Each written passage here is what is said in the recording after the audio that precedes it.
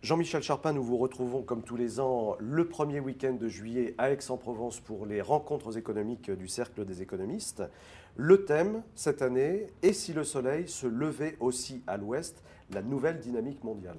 Et dans cette problématique générale, vous pilotez une session autour de l'innovation. Alors Jean-Michel Charpin, est-ce qu'on peut dire que l'innovation est aujourd'hui le seul fait des pays développés ? Oui, je crois qu'on peut dire ça. Évidemment, on pourrait toujours trouver des exceptions, mais globalement, l'innovation continue à se faire dans les pays développés. Ce qui a changé, c'est autre chose. C'est que du fait de la mondialisation, du fait de l'élévation considérable du niveau d'éducation dans les pays émergents, la diffusion de l'innovation est extrêmement rapide. Ce qui contraint les pays développés à innover toujours plus pour pouvoir justifier leur avantage de niveau de vie.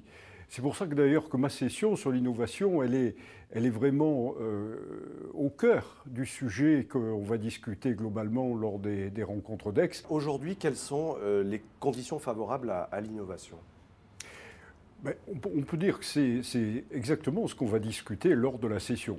On va discuter de l'éducation, de la recherche, de la concurrence, de l'ouverture des marchés, des conditions de financement, de la fiscalité aussi qui peut jouer un certain rôle, et de façon plus générale de ce que sont les politiques de l'innovation.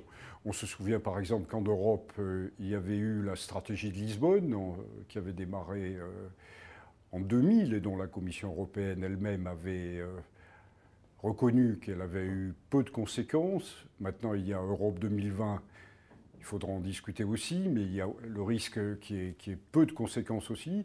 Et en France, le débat sur les investissements d'avenir, créé par le président Sarkozy, mais que le président Hollande va probablement continuer, et qui peut intéresser un certain nombre d'autres pays.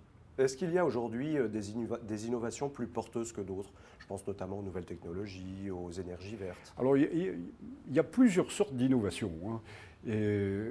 Autant la définition de l'innovation, c'est quelque chose de simple, parce que c'est un mot du langage courant que tout le monde comprend instantanément, autant les liens avec les progrès techniques sont relativement complexes. On vit une période de progrès techniques rapide, par exemple dans les technologies de l'information et de la communication, et il y a un certain nombre de produits, un certain nombre de services qui découlent de ces nouvelles technologies. Il y a aussi beaucoup de changements de procédés de production qui découlent de ces nouvelles technologies, mais il n'y a aucune raison d'avoir une vision de l'innovation qui est limitée à ce qui découle des progrès techniques. Il y a des innovations tout à fait différentes. Si vous prenez le Vélib, par exemple, ou les aliments bio, ce sont des innovations qui viennent plus de l'attention au changement de la demande ou à la mondialisation ou au changement des conditions de production ou de travail.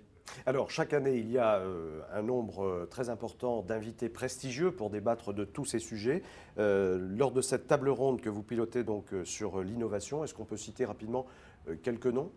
Oui, sans les citer tous. D'abord, on peut citer Scott Stern, qui va faire l'introduction de la session que j'organise. Scott Stern est professeur au MIT et c'est le directeur du programme innovation du NBER, National Bureau of Economic Research.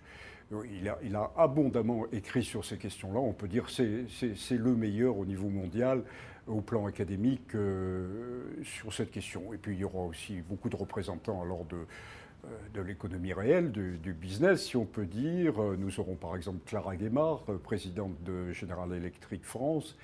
Nous aurons aussi Stéphane Richard, président d'Orange. Nous aurons Philippe Varin, président de PSA. Donc nous aurons un très très beau panel. Comme tous les ans. Merci beaucoup Jean-Michel Charpin.